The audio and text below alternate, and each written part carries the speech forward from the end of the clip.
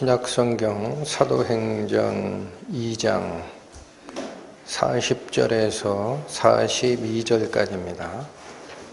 신약 페이지로 190페이지. 사도행전 2장 40절에서 42절. 또 여러 말로 확증하며 권하여 가로되 너희가 이 패역한 세대에서 구원을 받으라 하니 그 말을 받는 사람들은 세례를 받음에 이날에 제자의 수가 3,000이나 더하더라. 저희가 사도의 가르침을 받아 서로 교제하며 떡을 떼며 기도하기를 전혀 힘쓰니라. 기도하시겠습니다. 말씀으로 계신 하나님, 생명의 빛으로 계신 부활하신 하나님, 저희가 오늘도 당신의 생명의 말씀을 공급받기 위하여 이곳에 모였습니다. 저희 마음의 가죽을 열고 하나님 앞에 엎드리오니 주시고자 하는 그 뜻을 분명히 받게 하여 주시고 저희 속에 그 생명의 역사하심을 맡고 있는 속된 것이 있으면 저 멀리 쫓아내어 주셔서 하나님의 말씀이 이끌어가는 은혜의 시간 될 수 있도록 인도하여 주옵소서. 예수님의 이름으로 기도 올립니다. 아멘. 오늘 살피고자 하는 중심 주제는 40절이 얘기한 패역한 세대에서 받는 구원이라는 의미입니다. 40절 다시 읽겠습니다. 또 여러 말로 확증하며 권하여 가로되 너희가 이 패역한 세대에서 구원을 받으라 하니, 여러분 이 40절에 너희가 이 패역한 세대에서 구원을 받으라, 여기 사용된 단어 중에 패역한 이라는 이 단어는 원래 1차적인 뜻은 휘어진 구분이라는 뜻입니다. 휘어진 구분. 그리고 2차적인 뜻은 부패한이라는 뜻이 있습니다. 한마디로 하나님을 떠났다라는 거죠. 그리고 패역한 세대에서 라고 할 때 그 세대라는 이 단어는 종족, 가족, 세대, 이 세 가지 뜻을 한꺼번에 담고 있는 단어입니다. 종족, 가족, 세대. 이 40절의 말씀을 주시고 나서 41절, 그 말을 받는 사람들은 세례를 받음에 이날에 제자의 수가 3,000이나 더하더라. 이 말을 마음으로 받아들인 사람들이 세례를 받았다라고 합니다. 앞서 2주간에 걸쳐서 설명을 드렸습니다만 이 세례의 의미는 성령 세례를 얘기하는 겁니다. 그리고 성령 세례가 나타내는 의미는 성령으로 하나로 연결됐다라는 뜻이다 그랬어요. 세례는 연합됨을 뜻하는 것이다. 그러니까 이 말을 받은 사람들이 세례를 받았다라는 영적 의미는 기존에 자기가 가지고 있던 기존 세대들의 잘못된 패역한 가치관에서 떠나서 마음 가죽을 베고 나 여호와께 속하라 라는 말씀대로 하나님께 돌아간 자가 됐다라는 뜻입니다. 그래서 이날에 제자의 수가 3,000이나 더하더라, 이렇게 아주 2절에 걸쳐 짤막하게 기록하고 있습니다. 그러면 먼저 살피고 싶은 것이 패역한 세대에서 구원을 받으라, 이건 죄에서 구원을 받으라, 너희의 악한 것에서 구원을 받으라 라는 일반적 표현과는 사뭇 다릅니다. 그래서 이 패역한 세대라는 뜻이 곁길로 나간, 휘어진 길로 간, 굽은 길로 간 세대란 말도 종족, 가족, 세대에서부터 건져냄을 받으라 라는 뜻입니다. 자, 그래서 이 의미가 도대체 무슨 소리냐? 그래서 항상 제가 말씀을 드립니다만, 신약 성경에 나와 있는 이런 표현들은 구약에 이미 기록되고 예언됐던 대칭 구조가 있다라는 말씀을 드렸습니다. 그것이 신구약의 일치성이고 반드시 신약 성도가 말씀을 상고할 때 돌아가야 될 고향과 같은 곳이 구약이다라는 말씀을 드렸습니다. 그럼 다시 한번 여러분 지금 사도행전 2장에 오늘 읽으셨던 요 세 가지 절이 언제 일어났던 거죠? 오순절날. 잊어버리시면 안 됩니다. 오순절날 베드로의 설교를 듣고 마음을 돌이킨 자들이 구원받는 역사가 3,000명이 있었다라는 겁니다. 하루에. 그러면 구약이 가르치는 가르침은 구약에도 오순절이 있었다 그러죠. 기억하십니까? 구약의 최초의 오순절. 여러분, 구약의 오순절, 신약의 오순절 다시 반복합니다. 어떤 뜻이다 그랬습니까? 신약의 오순절은 예수님께서 십자가에 돌아가시고 부활하신 날로부터 50일이 지난 때에 어떤 하나님이 오신 거예요? 성령 하나님이 강림하신 것이 오순절입니다. 그러면 구약은 오순절, 최초의 오순절이 뭐라 그랬습니까? 애굽에서 종살이 하던 때에 어린 양을 잡아서 피를 자기가 살고 있는 문 좌우설주와 인방에 바르고 숨어서 피한 목숨을 건진 자들이 애굽에서 탈출하여 나온 후 50일이 되는 때에 하나님이 시내산에 강림하시죠. 다 잊어먹어도 꼭 기억하셔야 돼요. 구약의 오순절은 어떤 사건이다? 하늘의 하나님이 인간이 사는 땅의 시내산에 강림하신 사건이 구약의 오순절이에요. 신약의 오순절은 무엇이고? 성자 하나님이 돌아가시고 부활하신 후에 성령 하나님이 장소와 시간의 제한이 없이 인간 세상에 강림하신 사건이고,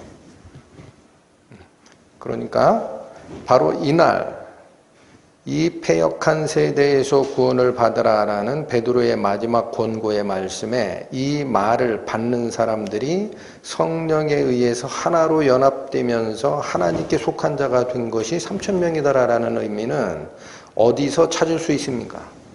구약의 그 오순절 사건, 다시 말씀드립니다. 구약 시내산에 하나님이 강림하시고 백성들에게 율법을 주는 그 사건에서 어떤 일이 있었느냐를 보면 됩니다. 여러분 여기를 잡으시고 이제 비교를 해야 되니까 출애굽기 32장으로 가보십니다. 구약 131페이지입니다.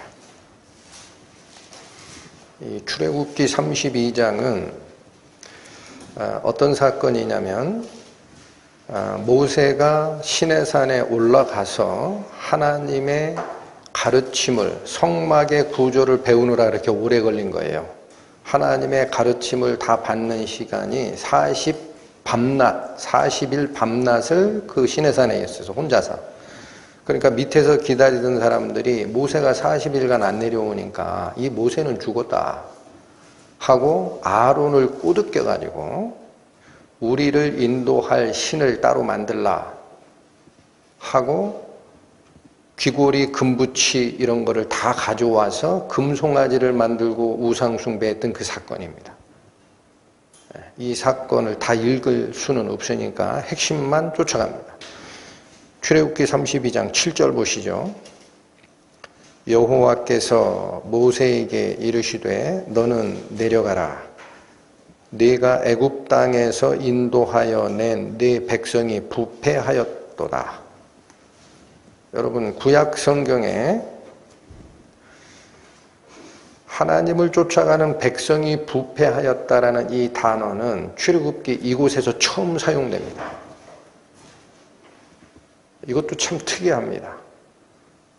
그런데 이 네 백성이 부패하였도다라는 이 말이 오늘 본문에, 즉 사도행전 2장 40절에 이 패역한 세대에서라는 말하고 에코, 메아리로 화답하는 문장입니다. 이걸 놓치시면 안 됩니다. 그리고 8절, 이걸 더 구체적으로 설명을 합니다. 백성이 어떻게 부패했단 얘기냐. 8절, 그들이 내가 그들에게 명한 길을 속히 떠나 자기를 위하여 송아지를 부어 만들고 그것을 숭배하고 있다. 여러분, 여기서도 내가 그들에게 명한 길을 속히 떠나 라고 되어 있는 이 떠나다라는 단어 있죠. 이 떠나다라는 단어가 원래 뜻이 옆으로 벗어나다라는 거예요. 옆으로 벗어나다. 그러니까 이 말도 7절에 내 백성이 부패한 사건은 뭐냐? 내가 명한 곧은 길, 정도를 벗어나 굽은 길로 들어갔다라는 뜻입니다. 그러니까 오늘 본문이 가리키는 사도행전 2장 40절에 너희가 이 패역한 세대에서 구원을 받아라 할 때의 그 패역한이라는 단어의 뜻이 첫 번째 무슨 뜻이라 그랬습니까? 휘어진 구분. 또 두 번째 의미적 뜻은 그러므로 부패한이라는 뜻이라는 거예요. 그러니까 이 단어가, 패역한이라는 신약 성경에 사용된 이 단어가 출애굽기 32장에 내 백성이 부패하였도다라는 그 단어와 에코, 메아리로 서로 화답하고 있는 모습이고, 그 부패한 내용이 뭐냐? 하나님이 명한 길, 정도를 두고 옆길로 샜다라는 뜻이다라는 거예요.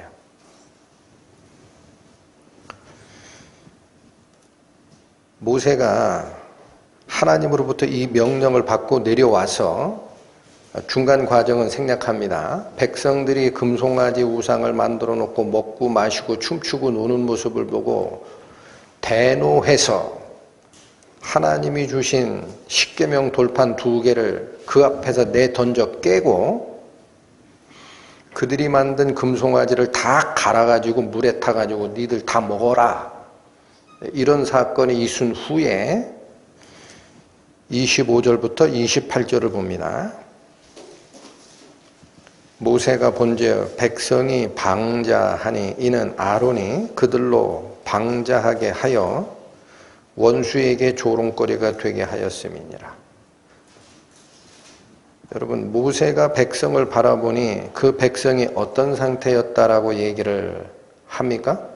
방자했다라는 거예요. 그래서 이 방자하다라는 것은 곱비 불린 상태가 됐다라는 뜻입니다. 곱비가 풀린 망아지처럼 자기 원하는 길로 뛰어다니고 있다라는 뜻입니다. 이 모습을 보고 25, 26, 27, 28절에 지시를 합니다. 이에 26절, 이에 모세가 진문에 서서 가로되 누구든지 여호와의 편에 있는 자는 내게로 나오라 하매 레위 자손이 다 모여 그에게로 오는지라.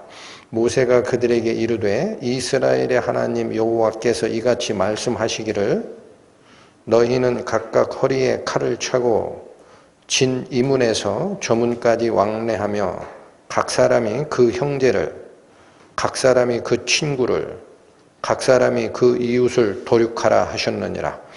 레위 자손이 모세의 말대로 행하매 이날에 백성 중에 3,000명 가량이 죽인 바 된지라.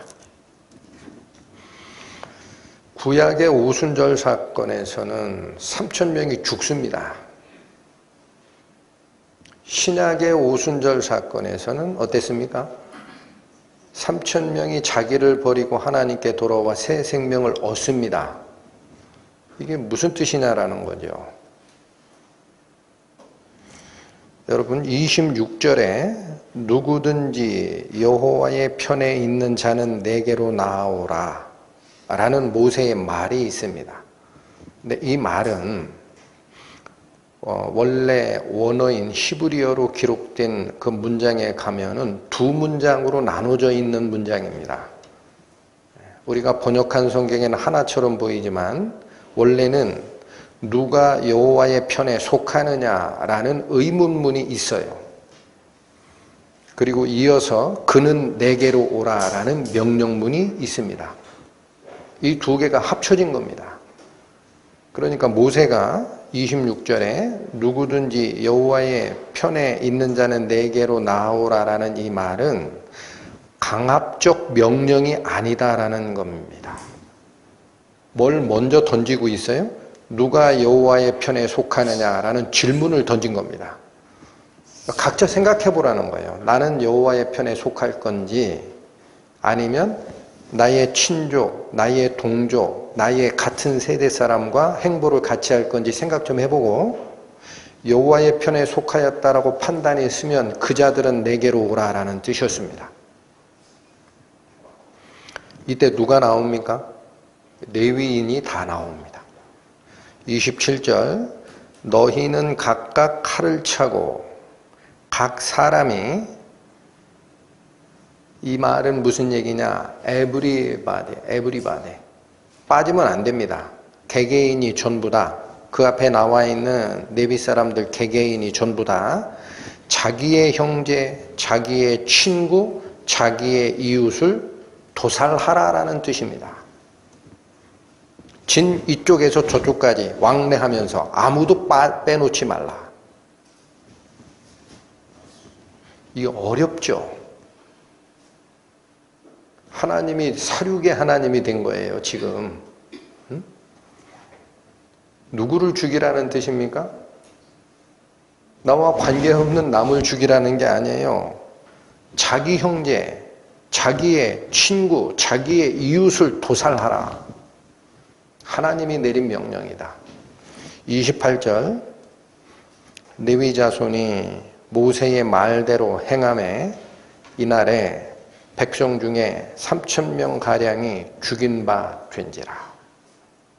이 말에 그대로 순종한 겁니다. 그 앞으로 나온 레위 자손들은. 그러면 여러분 제가 사도행전을 잡고 이걸 같이 보시라 그랬어요. 출애굽기 32장의 28절 말씀,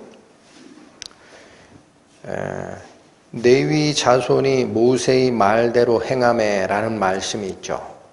이 말씀은 오늘 본문인 사도행전 2장 41절에 그 말을 받은 사람들은 이라는 말하고 서로 화답하는 거예요.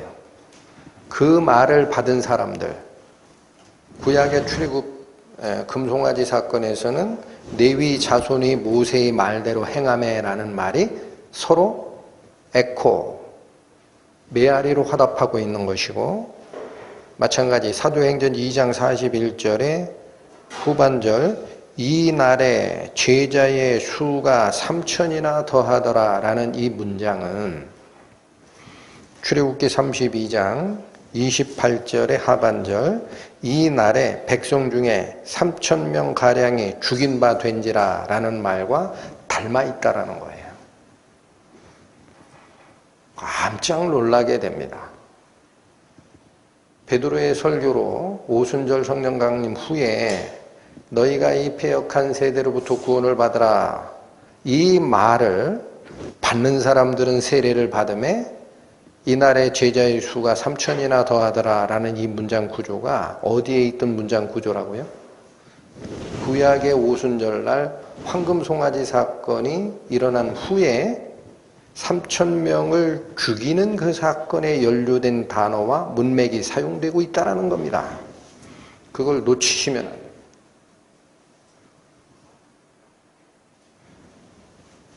그러면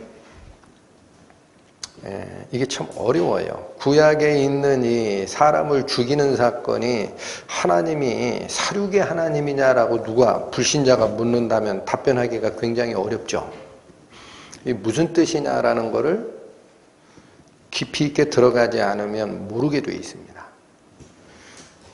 자, 모세가 바로 하나님 편에 속한 자가 누군지 생각 좀 해보고 자신이 하나님 편에 속한 자가 맞다면 이 앞으로 나오라 해놓고 하나님이 말씀하셨다. 각각 허리에 칼을 차고 진 이쪽에서 진 저쪽까지 왕래하면서 한 사람도 빼놓지 말고 하나님을 떠나 우상숭배에 참여했던 자를 너희가 보았을 테니 각각 자기 형제, 자기 친구, 자기 이웃을 죽이라. 이 말씀을 한 근거가 왜일까라는 걸 봐야 됩니다. 왜 그런 얘기를 할까? 이 인도자는 출애굽기 32장 25절 다시 가보십시오. 모세가 본즉 백성이 어떤 상태였다? 방자한 상태였습니다. 아까 설명드렸습니다. 이 방자하다라는 이 단어는 고삐 뿔린 상태가 됐다라는 뜻이에요. 통제가 안 되는 상태가 됐다.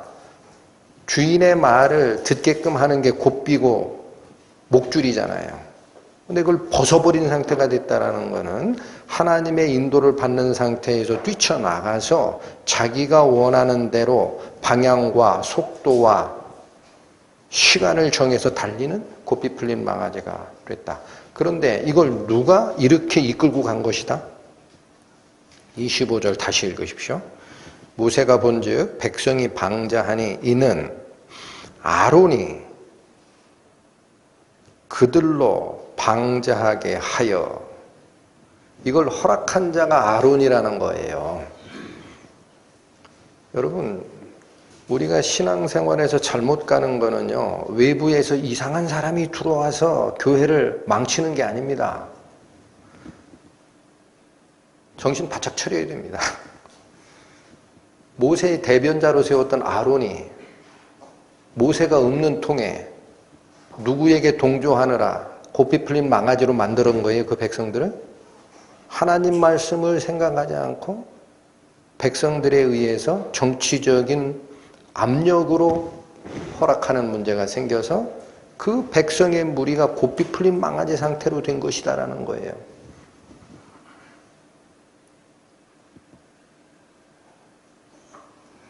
깜짝 놀랍니다. 성경을 읽다가 보면. 그래서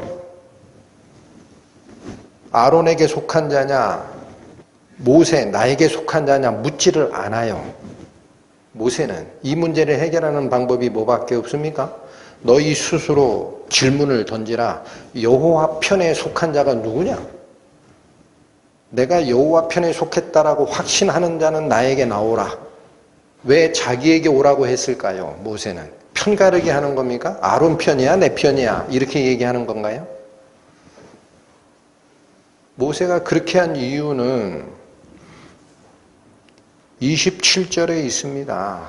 여호와께서 말씀하신 게 있다라는 거죠. 여호와께서 이같이 말씀하시기를 어떻게 하라?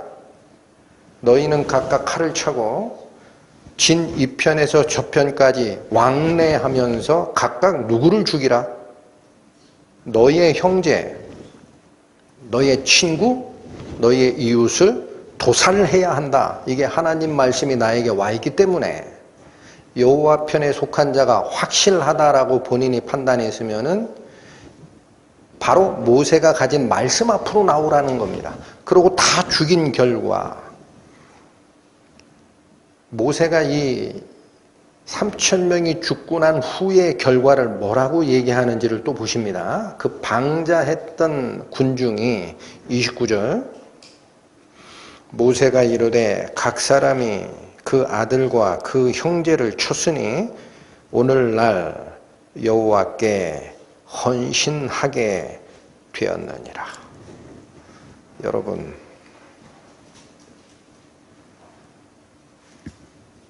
하나님 말씀에 순종해서 다른 사람 죽인 게 아닙니다.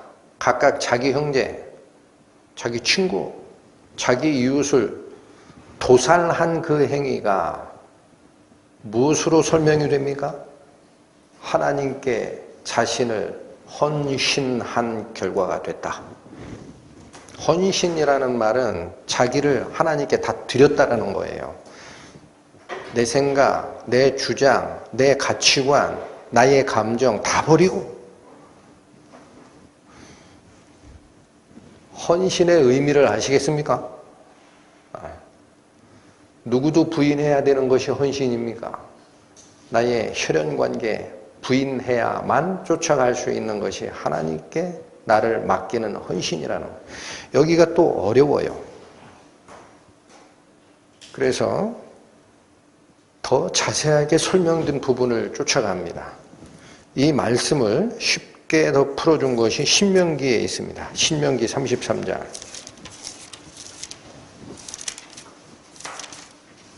구약성경 316페이지로 가십니다. 신명기 33장 8절에서 10절 말씀 8절 읽겠습니다. 레위에 대하여는 일러스되 주의 둠밈과 우림이 주의 경건한 자에게 있도다. 주께서 그를 마사에서 시험하시고 무리바 물에서 그와 다투셨도다. 그는 그 부모에 대하여 이르기를 내가 그들을 보지 못하였다 하며 그 형제들을 인정치 아니하며 그 자녀를 알지 아니한 것은 주의 말씀을 준행하고 주의 언약을 지킴을 인함이로다.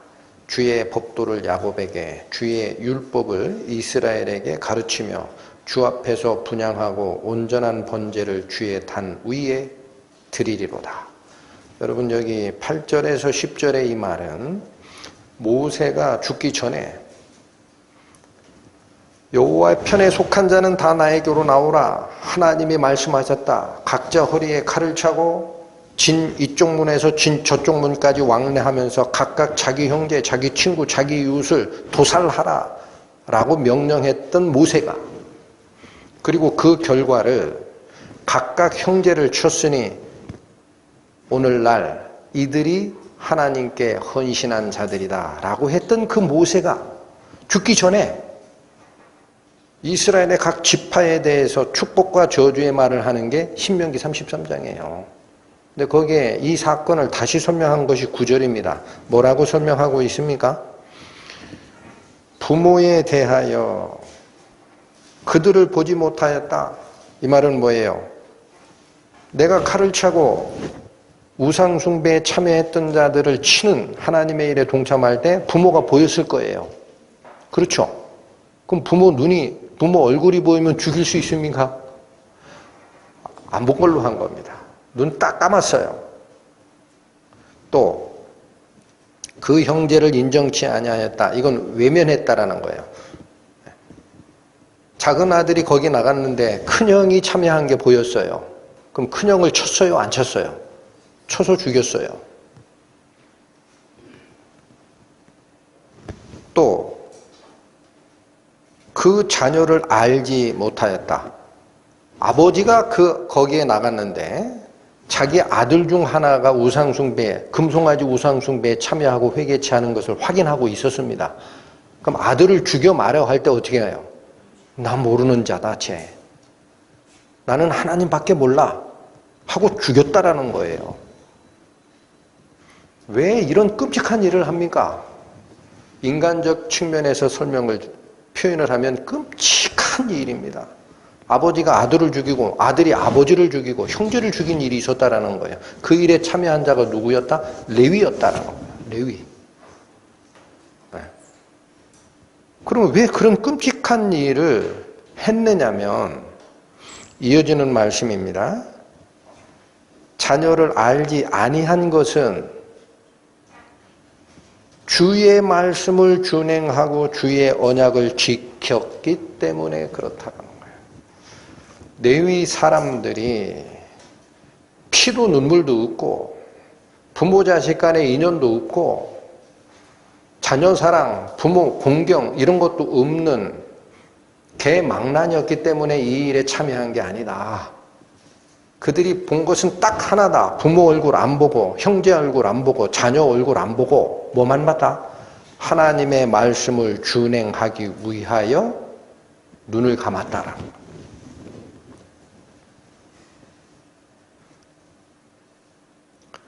여러분 출애굽기 32장의 말씀 다시 되뇌이시면 모세가 한 말이 있었습니다. 하나님 편에 있는 자는 내게로 오라. 이 말에 누가 다 나왔다고 돼 있어요? 모세가 레위 지파 사람들이 다 함께 모여 앞으로 나오매 그들에게 모세가 무슨 명령 내립니까? 하나님이 말씀하신 게 있다. 각자 자기 허리에 칼을 차고 이스라엘의 진영 이쪽에서 저쪽 왕래하면서 다 뒤지라는 거예요. 건성으로 다니지 말고 각각 자기 형제를, 자기 친구를, 자기 이웃을 도살하라 라는 하나님의 말씀이 갔을 때 그 레위지파 사람들은 하나님 편에 속한 자이기 때문에 하나님 말씀이 지시하는 것을 선택을 하고 어느 걸 버렸습니까?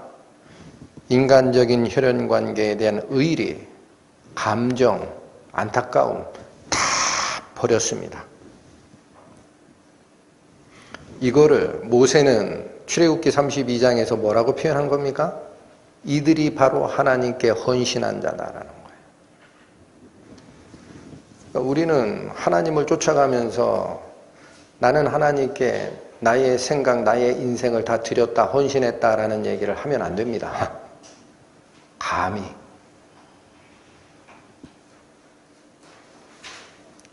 이럴 각오가 있어야 되는 거예요. 여러분, 그런데 저는 정말 이해가 안 가는, 사람이 읽고 있는 문맥으로는 정말 이해가 안 가는, 뭐가 이해가 안 갑니까, 목사님? 구약의 오순절에는 동족 상잔의 비극 때문에 3,000명이 죽는 일이 오순절에 있었고, 그 오순절에 연결돼서 생겼고, 신약의 오순절에는 하나님께 돌아와 영혼이 구원받는 3,000명이 새 생명을 얻는 일이 있었다. 이게 어떻게 같으냐라는 거예요. 여러분, 이게 같은 사건이에요? 다른 사건이에요? 사람 죽이는 것을 모세가 뭐라고 표현했습니까? 레위 지파가 와서 하나님 말씀이니까 준행하라 할 때 자기 형제, 자기 부모, 자기 아들 다 죽인 이 사건을 모세가 뭐라고 표현했어요? 하나님께 헌신한 거야. 하나님께 속한 자가 한 일을 하는 거야. 놓치시면 안 됩니다. 같은 거라는 거예요.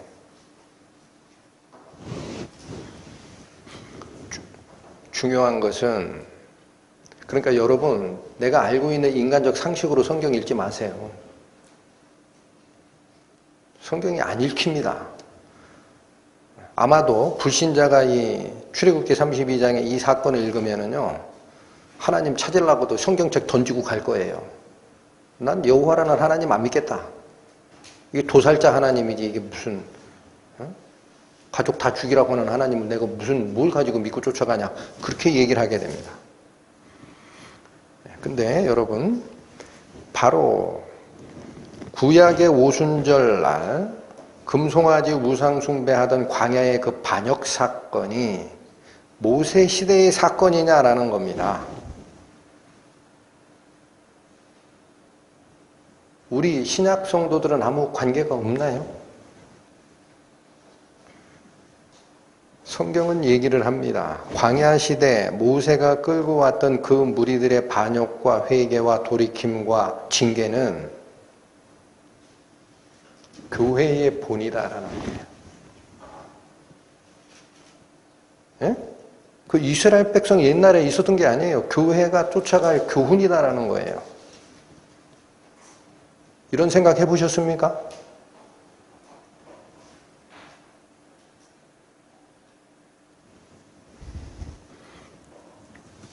여러분, 잠깐 제가 읽어드릴게요. 시간 관계상 찾지 마십시오. 사도행전 7장에 나오는 말씀인데 이런 말씀이 있습니다. 사도행전 7장 37에서 38절에 이스라엘 자손을 대하여 하나님이 너희 형제 가운데서 나와 같은 선지자를 세우리라 하던 자가 곧 이 모세라. 모세를 거명을 합니다. 그러시고 38절에 신의 산에서 말하던 그 천사와 및 우리 조상들과 함께 광야 교회에 있었고 또 생명의 도를 받아 우리에게 주던 자가 이 사람이라. 여러분, 모세가 인도했던 그거를 신약성경 사도행전에서는 뭐라고 표현합니까? 광야 교회에 있던 자라는 거예요. 모세가 하나님이 시내산에 강림하여 주셨던 그것은 우리를 죽게 하는 율법이 아니라 생명의 도를 전하던 자였다라는 겁니다. 아멘이 되십니까?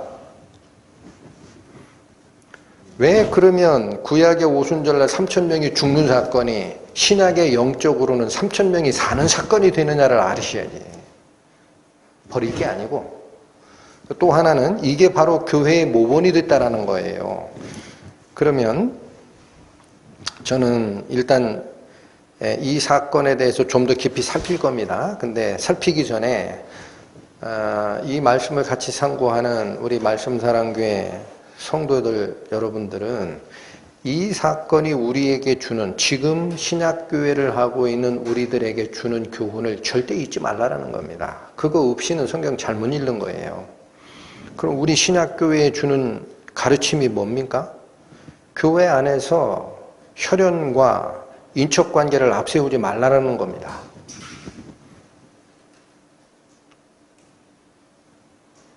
교회는 동호회가 아니에요. 종친회도 아닙니다. 교회 안에서는 인척관계와 혈연관계를 내세우지 마라. 무엇이 드러나야 되는 곳이 교회입니까? 하나님의 말씀만이 드러나야 됩니다.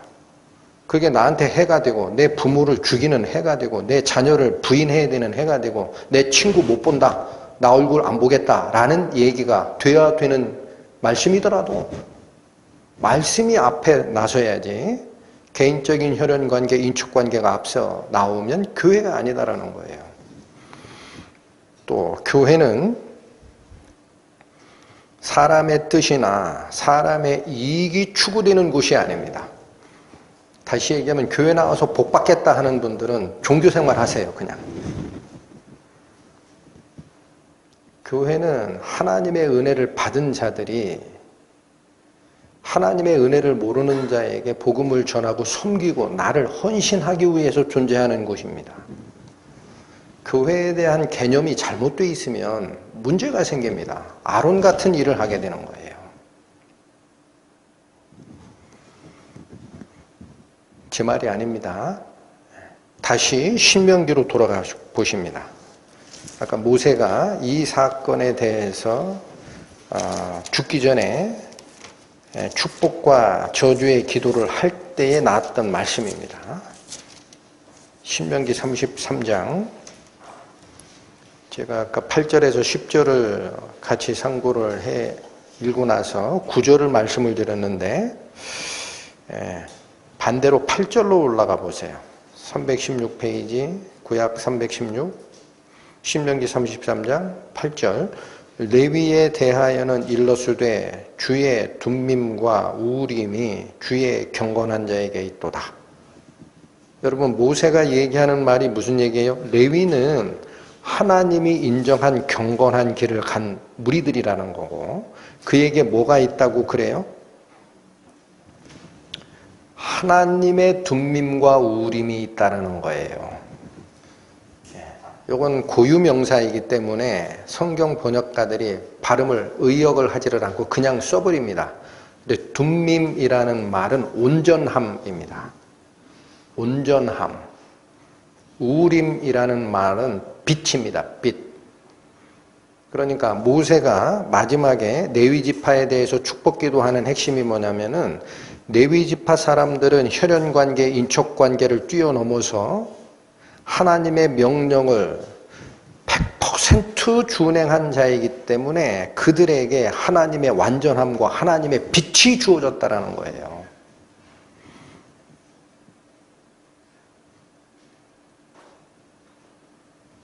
그 결과가, 여러분 잠깐 그 말씀 드리기 전에, 요즘에 저희 말씀사랑교회에서 앞서간 성도가 경험했던 자아를 비우고 하나님의 영광을 쫓는 일에 대한 책을 많이 지금 보고 있습니다.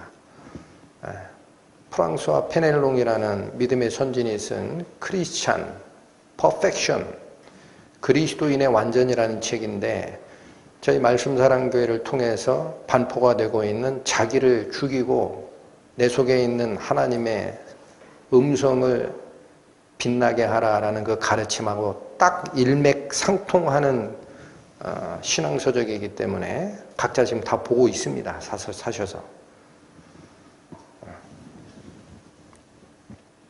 그런데 거기 보면 그 책의 제목에 있듯이 그리스도인의 완전이 뭡니까? 읽으신 분들. 그 책 저자가 얘기하는 그리스도인의 완전이 뭡니까? 내 신앙이 높아지고, 내 인품이 바뀌고, 내가 죄에서 벗어나 죄를 안 짓는 생활을 하니까 다른 사람과는 다르다. 이게 완전입니까? 그렇게 설명 안 하시죠? 내가 다시 죄를 짓더라도, 또는 내가 하나님이 나에게 명한 어떤 것을 지키는 상태가 됐더라도 여전히 똑같이 말씀 앞에 나를 죽이는 것이 그리스도인의 완전이라고 설명합니다. 다시 얘기합니다. 내 속에 옛 자아의 음성이 완전히 죽는 순간이 그리스도인이 완전하게 되는 것이다 그래요. 그게 내 속에 있는 그리스도의 영이 빛을 발하는 순간이기 때문에 그렇습니다. 근데 그 말을 지금 여기 누가 얘기를 하는 거예요? 모세가 레위지파에게 말하는 거예요. 주의 완전함과 주의 빛이 레위지파에게 가 있다. 그들이 헌신했기 때문에 그렇다. 10절은 또 이렇게 얘기합니다. 주의 법도를 야곱에게, 주의 율법을 이스라엘에게 가르치며 주 앞에 분향하고 온전한 번제를 주의 단 위에 드릴 자가 레위가 됐다라는 거예요. 여러분, 그들이 받은 교훈이 얼마나 큽니까? 그거는 머릿속에서 짜낸 교훈이 아닙니다. 실제로 옆에 칼을 차고 자기 아버지를 죽이면서 얻은 교훈이에요. 사랑하는 자기 아들을 죽이면서 얻은 교훈이고, 내가 그렇게 친하게 지내는 친척 이웃을 죽이면서 얻은 교훈이기 때문에 그 교훈을 가르치는 자가 됐다라는 거예요. 그리고 하나님께 제사를 드리는 일, 하나님께 예배 드리는 일에 하나님이 세운 자가 됐다라는 겁니다. 그게 헌신자입니다. 우리가 생각하는 구약의 오순절 사건에 3,000명이 죽는 것이 피비린내 나는 전쟁으로만 보였다면 영적인 가르침에 한 발짝도 들어가지 못한 상태였습니다. 그렇게 읽어나가면 성경 안 읽은 거예요. 그게 어떻게 그러면 헌신이냐? 이 가르침이 너무 어렵다. 여러분, 구약에 광야를 인도하셨던 그 하나님이 누구라고 얘기를 합니까? 여러분, 신약 성경에 이런 말씀 기억나십니까? 저들이 반석으로부터 물을 얻어 마셨는데 그 반석은 저희를 따라다녔던 그리스도라고 합니다. 기억하십시오. 여호와 하나님으로 명명하셔서 내려오신 후에 그들을 인도하는 일에는 누가 개입하시는 거예요? 성부 하나님이 직접 개입 안 하십니다. 성자 하나님이 하신다니까요. 그래서 그걸 집행자 하나님이라고 표현한다 그랬어요. 저는 개인적으로. 땅을 창조하고 땅에서 즐거워하였으며 인자를 기뻐하였느니라 라는 잠언 8장에 있는 하나님의 지혜와 하나님의 명철의 영을 가지신 창조주 성자 하나님, 그리스도로 오실 하나님께서 지상사역을 통괄하시는 분이라는 거예요. 기억하셔야 돼요. 그러니까 그때 그들을 인도하셨던 살아있는 반석으로부터 물을 얻어 마셨는데 그 반석은 너희를 쫓아다녔던 그리스도다. 그럼 그때 이스라엘의 광야 생활을 인도하셨던 성자 하나님이 신약에 누구로 오셨어요? 말씀이 육신이 돼서 예수 그리스도로 오셨죠. 그분이 이 교훈을 다시 반복하셨을까요? 하지 않으셨을까요? 중요한 것은 복습시킵니다. 예수님이 가르치신 가르침이 똑같습니다. 예수님이 복습시킨 교훈으로 가보십니다. 마태복음 10장 신약 16페이지.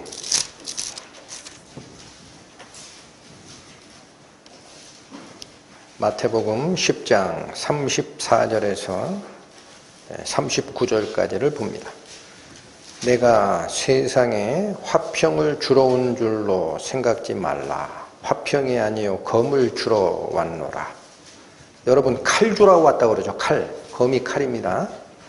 35. 내가 온 것은 사람이 그 아비와 딸이 어미와 며느리가 시어미와 불화하게 하려 함이니 사람의 원수가 자기 집안 식구리라.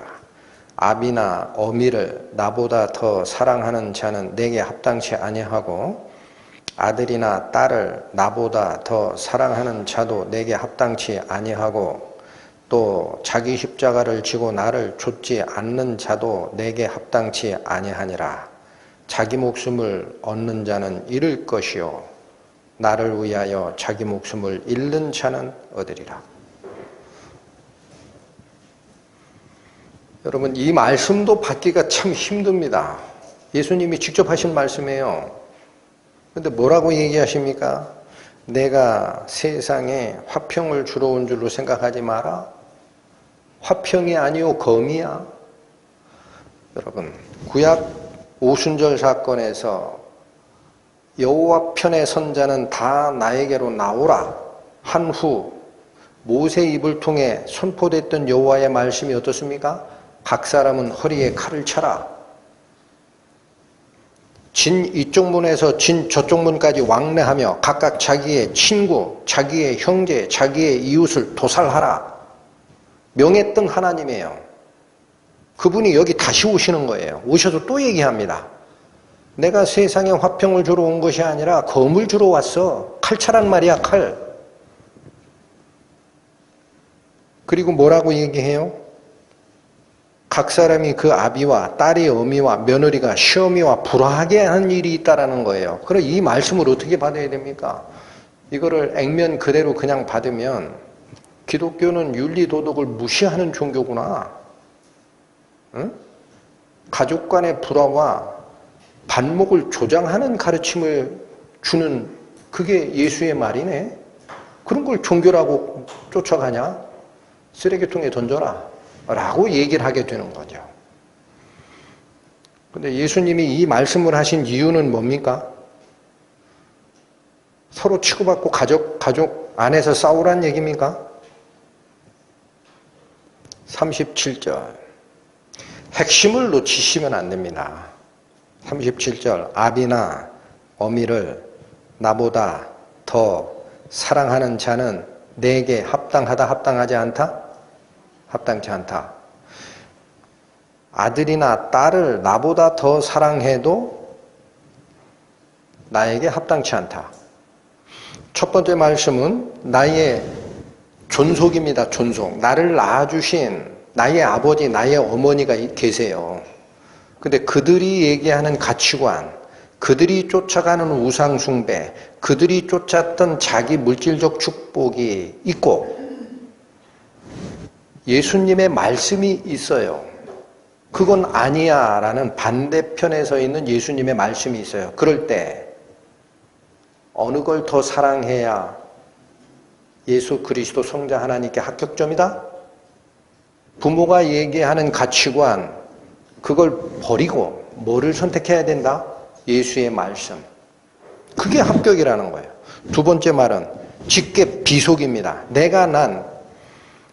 배로 난 내 아들, 딸이라 하더라도 그들이 얘기하는 말, 가치관이라 하더라도 그게 하나님이 말씀과 맞지가 않으면 어디를 더 선택해야 맞다? 예수의 말씀을 선택하는 게 맞다. 또 자기 십자가를 지고 나를 좇지 않는 자도 내게 합당치 않다. 사실은 이 마지막 구절입니다. 마지막 구절. 그거를 다 가능케 하는 근원이 뭐라는 거예요? 자기 부정이라는 겁니다.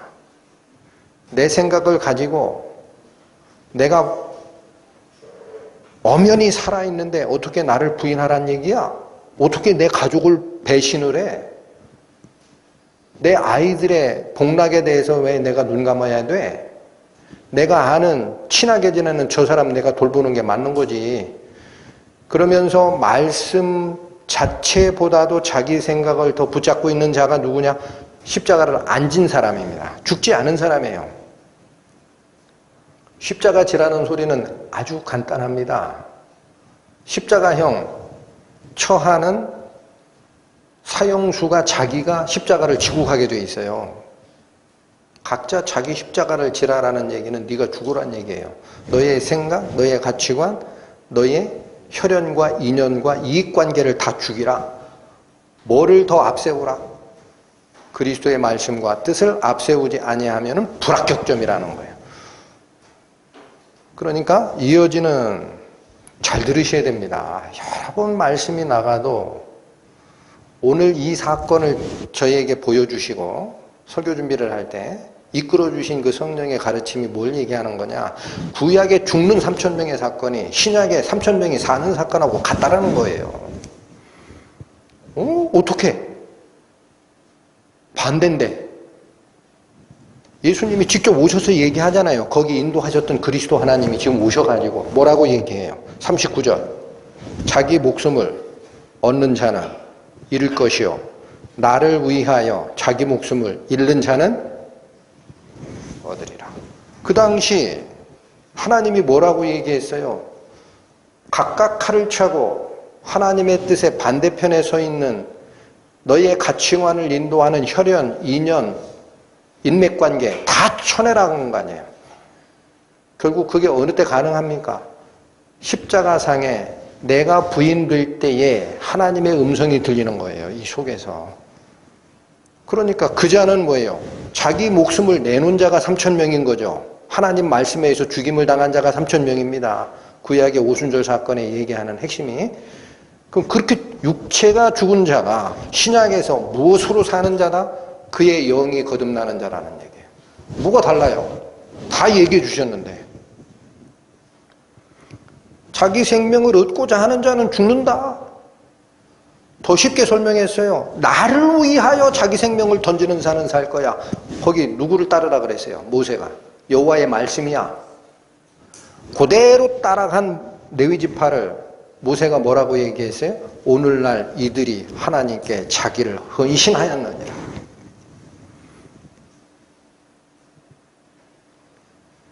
이제도 안 열립니까? 이제 다 아시겠죠? 구약을 인도하셨던 성자 하나님이 눈에 안 보이니까 없었던 것 같죠? 세상 창조하기 전부터 계셨던 창조주 하나님이라니까요. 그분이 시대가 가서 야 얘들아 어렵지? 왜 그때 내가 형제 자매 부모 자식까지 다 죽이라고 한 줄 아냐? 그거는 3차원 공간에 펼쳐진 교보제고 너희들을 가르쳐주게 했던 교보제고 신약의 성령이 하나님이 오셔서 뜻을 풀어줄 때는 나의 육체적 관계를 죽이는 자가 나의 영혼이 거듭나는 자다. 그게 3,000명, 3,000명이에요. 됐잖아요. 하나님의 가르침과 하나님의 설명이 부족합니까? 무엇을 더 요구하시려고?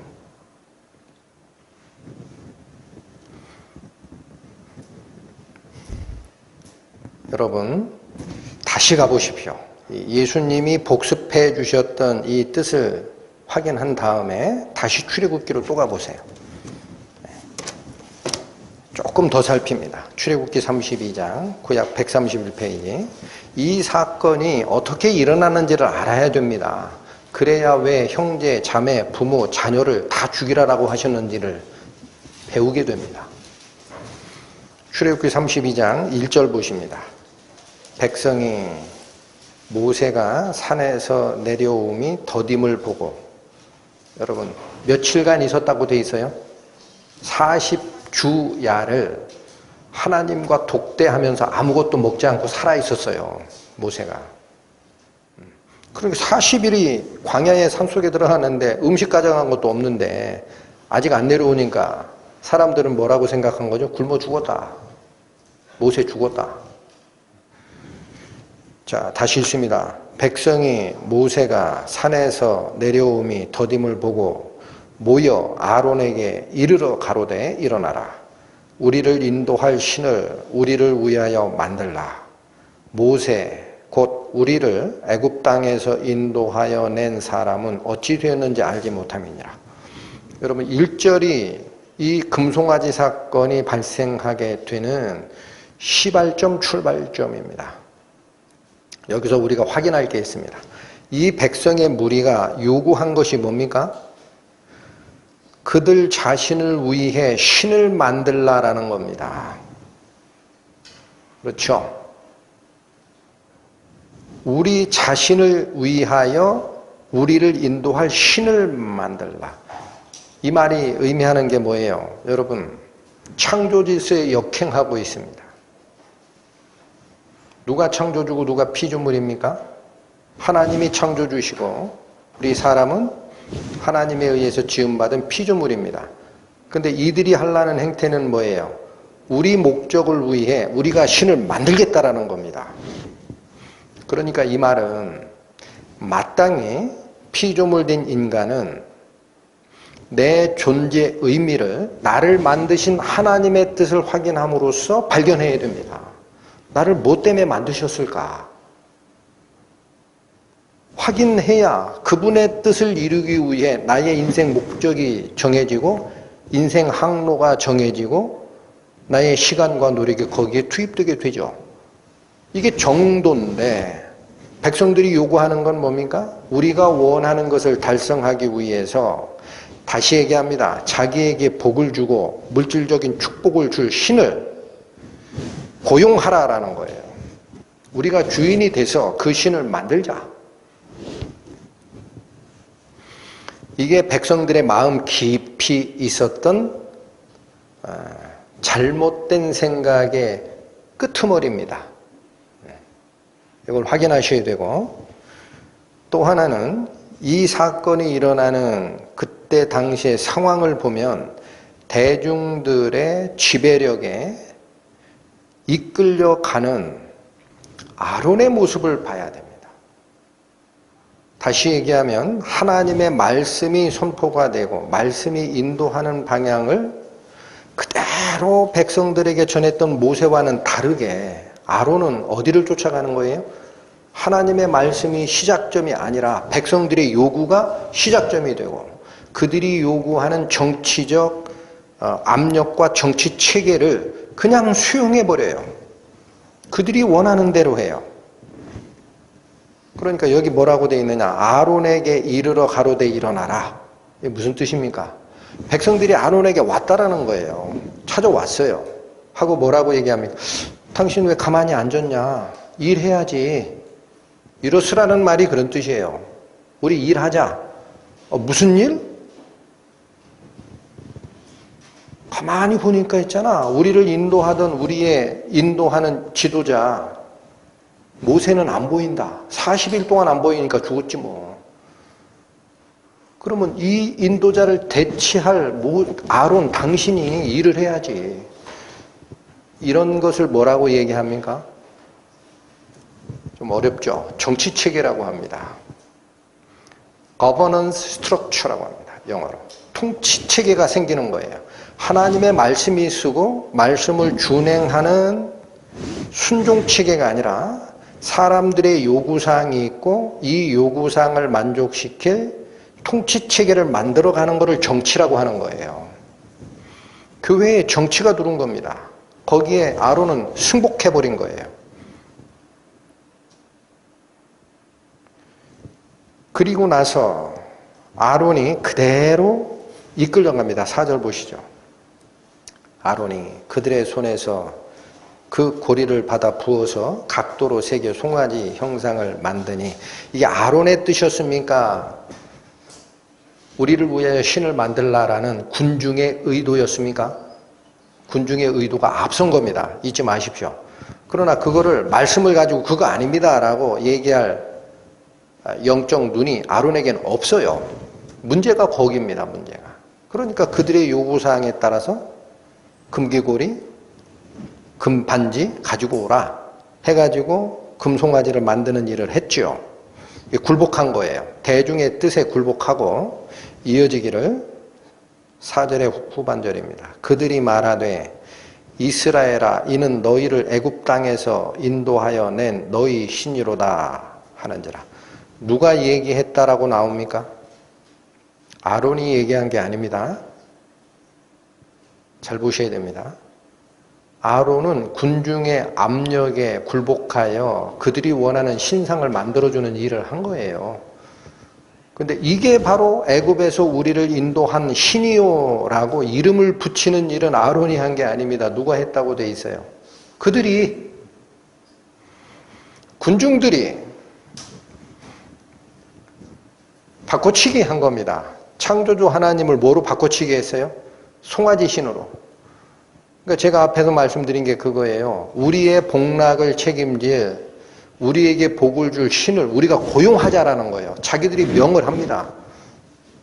여호와는 없다. 눈에 안 보이는 여호와 따라가기 힘들어 죽겠다. 바꿔치자. 이 상태를 모세는 뭐라고 얘기한 겁니까? 백성들이 곱빗 불린 망아지같이 됐다라는 거예요. 그걸 허락한 게 누구다? 아론이다. 정치체계에 휩쓸리는 교회는 교회가 아닙니다. 교회는 하나님의 말씀이 인도하는 곳이 교회입니다. 타벌을 만들어서도 안 되는 곳이 교회이고, 개인적인 이익을 위해서 서로 반목하는 곳은 교회가 될 수 없습니다. 모세가 안 떠나는 위치와 아론이 헷갈리는 이유를 잘 기억하셔야 돼요. 6절로 가보십니다. 이 결과가 백성들을 어떻게 이끌어 갔느냐를 잘 보십니다. 6절. 이튿날에 그들이 일찍 일어나 번제를 드리며 화목제를 드리고 앉아서 먹고 마시며 일어나서 뛰놀더라. 여러분, 백성들이 황금 송아지 앞에서 그들이 보인 행태입니다. 어떻게 돼 있다고 돼 있죠? 이튿날 그들이 일찍이 일어납니다. 너무 부지런 떠는 거예요. 원래 종교는 그렇습니다. 일찍 일어납니다. 번제 드리고 화목제 드리고, 이건 뭐예요? 금송아지를 신처럼 숭배했다라는 거예요. 그리고 나서 앉아서 먹고 마시고 일어나서 뛰놀더라라고 돼 있죠. 여러분, 그들이 황금 송아지를 섬기면서 먹고 마시며 일어나서 뛰놀았다라는 이 말은 음란한 축제를 벌였다라는 얘기입니다. 먹고 마시며라고 할 때 이 마시며는 음주를 가리키는 단어입니다.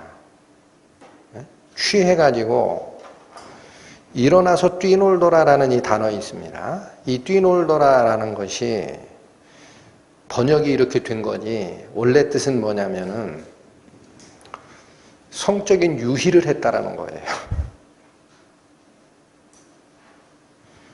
여러분, 여기 사용된 뛰놀더라라는 이 히브리 단어가, 제가 잠깐 찾아서 읽어드릴게요. 창세기 26장 8절에 보면은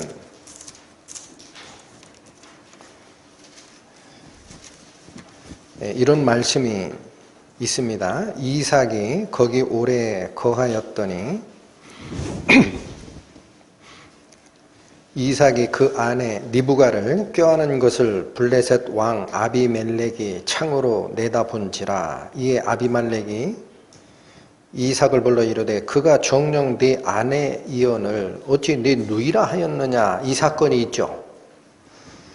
이삭은 그 당시 자기가 나그네로 거하던 그 토착 민족들이 자기 부인이 너무 이뻤나 봐요, 리브가가. 그러니까 자기 아버지 아브라함처럼 내 아내요 그러면 나를 죽이고 아내를 뺏어갈까봐 내 누이요라고 돌려댔습니다. 누이는 누이죠. 매촌 누이지.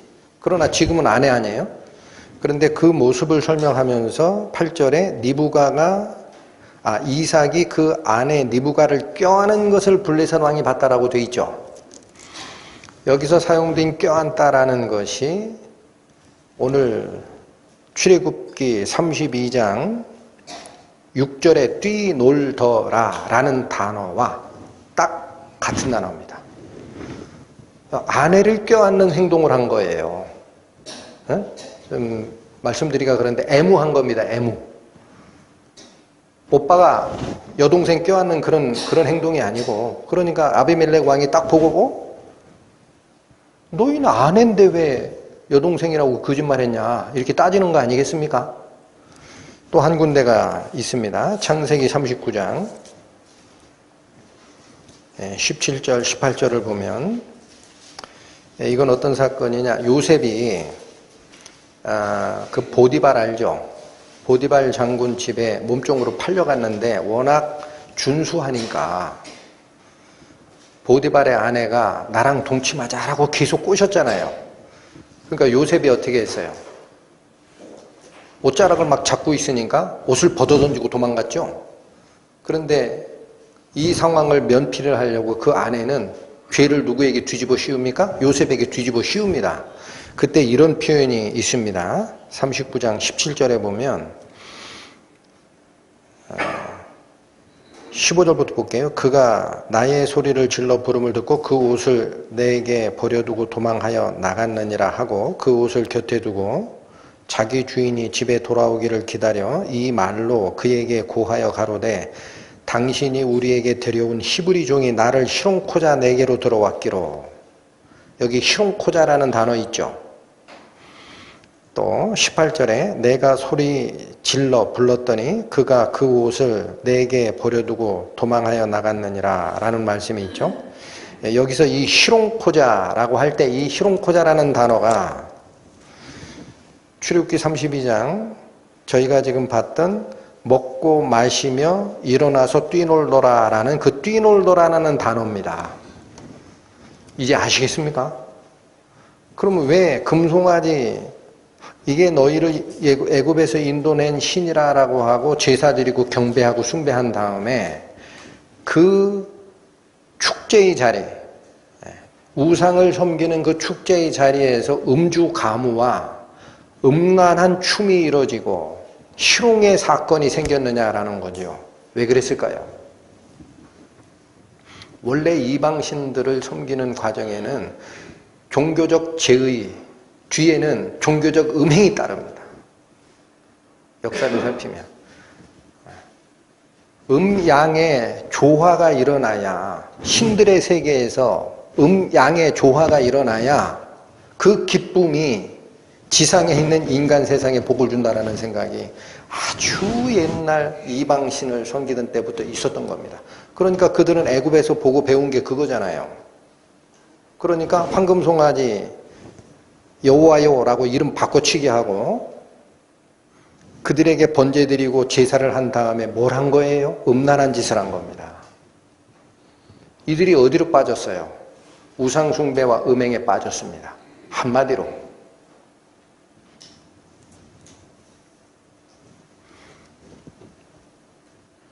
문제는 백성들이 요구하는 자기의 이익과 정치적 목적에 아론이 편승해서 같이 동조한 결과 그 무리들이 어디로 빠졌느냐? 먹고 마시는 것을 충족시킬 물질적 요소를 위해서, 또 그들이 추구하는 성적인 성향을 충족시키기 위해서 황금송아지를 섬기는 잘못된 길로 빠졌다는 겁니다. 그게 바로 복을 줄 신을 쫓아가는 이 세상 사람들이 빠지는 길입니다. 지금 딱 그렇게 빠졌습니다. 여러분 세상을 돌아보십시오. 내가 기쁨을 누릴 나의 성적 파트너 왜 여자여야 됩니까? 남자면 안 됩니까? 여자들은 왜 꼭 나의 성적 파트너가 남자여야 됩니까? 나는 여자가 좋은데 여자가 여자로 남자가 남자로 부부관계 맺으면 안 됩니까? 다른 사람들 피해 안 주면 되는 거 아닙니까? 세상 사람들의 사고방식이 바뀌는 게 보입니까? 결국 하나님을 떠나면 어떻게 가느냐면요, 자기가 추구하는 물질과 자기가 추구하는 인생의 향락을 위해서 하나님을 갈아치기 하는 거예요. 황금송아지로. 응? 잔소리하고 권면하고 잘못됐다고 하는 그 말 듣기 싫어서 하나님을 바꿔치기 하는 겁니다. 그게 이 패역한 세대들이 가는 길입니다. 오늘날 종교가 하나님의 뜻을 묻기보다 번영을 추구한다면 황금송아지 섬겼던 그 종교 행태로 간 겁니다. 오늘날 대중들이 성적 자기결정권을 하나님 위에 두려는 시도도 이 사건과 같은 겁니다. 우리는 이 사건을 통해서 또 보는 게 있어요. 교회에서 하나님이 멀어지면 눈에 안 보이니까 저기쯤 계신다는 거예요. 느낌이.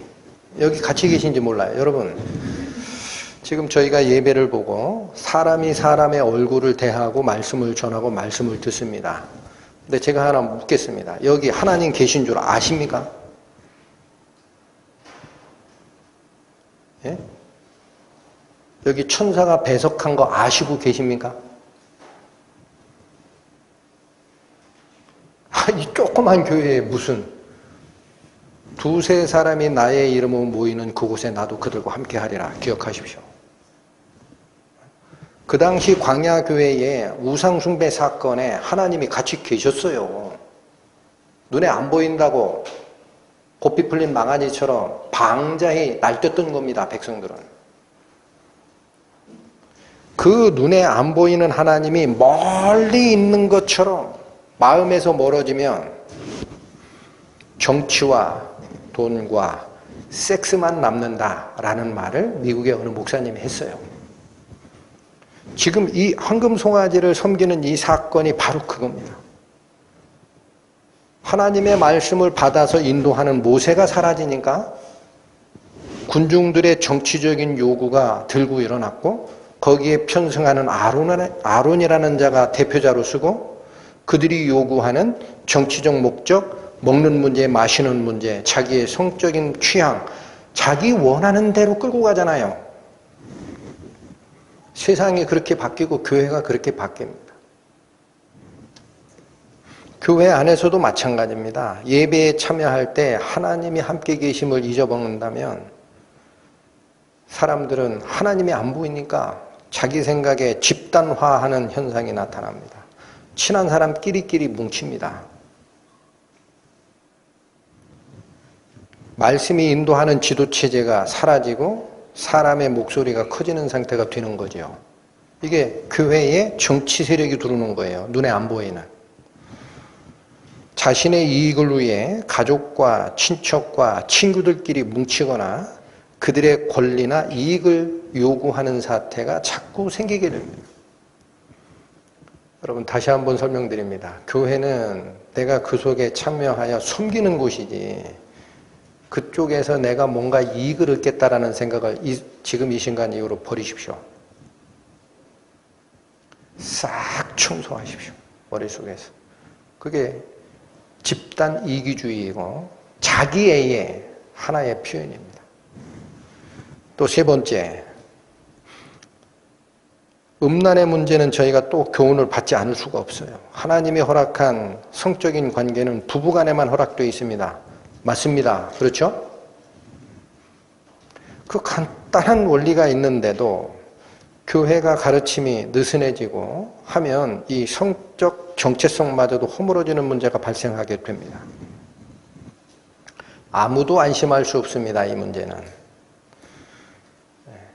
여러분, 저기 옛날에 어느 지역에 있던 지방교회인데 성가대 연습을 하다가 늦게 끝나요. 그러면 서울도 아니고 지방에 대중교통수단이 다 끊어진 지 이미 오래됐죠. 그러니까 그 자매 가는 길 위험하다고 다른 형제가 바래다 주는 것이 일상화됐습니다. 그러다가 마음이 열리고 눈이 맞고 각자 자기 남편 자기 아내와 이혼하고 그 둘이 합쳐지는 문제가 생겼습니다. 많습니다. 그런 사례는. 수도 없이 많습니다. 여기에 자유로울 사람 아무도 없어요. 그럼 분당의 우리 교회에 이찬소 목사님이라고 들어보셨을 겁니다. 그분은 설교 중에 어떤 말씀 하시는지 아세요? 자기가 목회자고 큰 교회 목회자니까 여기저기 상사, 혼인, 교육차 또 각 성도들의 그 집을 방문하는 그런 차, 전도사들하고 하루에도 여러 번씩 차를 같이 타고 가는 거예요. 근데 문제는 여자 전도사가 같이 가는 경우가 있어요. 이찬수 목사님은 그래요. 자기는 자유롭지 않대요. 나는 나를 믿지 못하겠대. 그리고 옆자리에 안 앉힙니다. 뒤로 앉으십시오. 자매님. 눈미러를 꺾어버려요. 안 보이게. 눈미러 가만히 놔두면 뒤에 있는 여자 성도 얼굴이 보일 거 아니에요. 눈 안 맞추시려고. 그러면서 어떤 말씀까지 하시느냐. 생각 같아서는 트렁크로 들어가시오라고 하고 싶은데 그렇게는 참아 못하겠고. 그분의 영성이 우리보다 작아서 여러분 그분의 성적인 방어력이 우리보다 떨어지기 때문에 그런 말씀 하실까요? 빈리를 주지 말라라는 겁니다. 교회가 그런 것을 지켜나갈 때 교회가 하나님의 말씀의 인도를 받는 거예요. 성경, 구약 성경을 열심히 읽으시잖아요. 두 가지 경계합니다. 우상 숭배와 음란 피하라. 맞죠? 여러분 잠언으로 기억나는데 남의 아내를 만지기만 하는 자도 죄 없게 되지 아니하리라 라고 되어 있습니다. 교제를 하다 보면은 세상 사람이 친해지는 것보다 믿음의 교제를 하는 과정에서 친해지기가 더 쉬워요. 왜? 마음이 열리니까. 같은 걸 공감하니까. 그렇더라도 제가 부탁드리는 게 있습니다. 남자 형제 한 분하고 다른 여자 자매 한 분하고 단둘이 있는 걸 피하십시오. 꼭 지켜주십시오. 그 문제 생깁니다. 자유롭지 않아요. 그렇게 복음을 신실하게 전하시던 목사님이 바로 그 성 스캔들로 인해서 매장이 됩니다. 복음의 말씀이 떠난 목사만 그렇게 타락하는 거 아니에요. 여러 번 봅니다. 안타깝지만 어떻게 해요? 사탄에 속은 거지 뭐. 어찌하겠나. 여러분 헌신의 의미 다시 한번 살핍니다. 자신을 하나님께 드린다라는 게 헌신이에요. 어떤 게 헌신이라고요? 나 자신을 하나님께 전부 다 드린다. 자, 그런데 출애굽기 32장 25, 29절을 다시 한번 보겠습니다. 모세가 본즉 백성이 방자하니 이는 아론이 그들로 방자하게 하여 원수에게 조롱거리가 되게 하였습니다. 이에 모세가 진문에 서서 가로되 누구든지 여호와의 편에 있는 자는 내게로 나오라 하매 레위 자손이 다 모여 그에게로 오는지라. 모세가 그들에게 이르되 이스라엘의 하나님 여호와께서 이같이 말씀하시기를 너희는 각각 허리에 칼을 차고 진 이문에서 저 문까지 왕래하며 각 사람이 그 형제를 각 사람이 그 친구를 각 사람이 이웃을 도륙하라 하셨느니라. 레위 자손이 모세의 말대로 행하매 이날에 백성 중에 3,000명 가량이 죽인 바 된지라. 모세가 이르되 각 사람이 그 아들과 그 형제를 쳤으니 오늘날 여호와께 헌신하게 되었느니라. 그가 오늘날 너희에게 복을 내리시리라. 사도행전 2장 40절에 오늘 본문으로 들어오시면은 2장 40에서 42절이 얘기하는 바가 이겁니다. 이 패역한 세대에서 구원을 받으라. 이 세대가 무슨 뜻이라고 그랬습니까? 종족, 가족, 세대, 세 가지 뜻이 다 있어요. 또 41절 그 말을 받는 사람들은 세례를 받음에 이 말이 무슨 뜻입니까? 성령의 역사로 하나님과 함께 되매 하나 되매라는 뜻이고 모세가 얘기했던 말과는 하나님 편에 속한 자는 내게로 나오라 라고 나아간 자가 됐다라는 겁니다. 41절 그 말을 받는 사람들은 세례를 받음에 이날에 제자의 수가 3천이나 더하더라. 패역한 세대, 그들의 가치관, 그들의 인척관계, 친분관계로부터 돌아선 자가 3,000명이라는 겁니다. 이날에 백성 중에 3,000명가량이 죽인 바 된지라. 너희가 너희 목숨을 잃으면 살 것이라. 누구를 위하여 잃으라? 나를 위하여 너희 목숨을 잃는 자는 영생하도록 보존하리라. 여호와께 속한 자는 이리 와라. 너를 얽매고 있는 인간적인 가치관, 친분관계, 이익관계 전부 끊어라.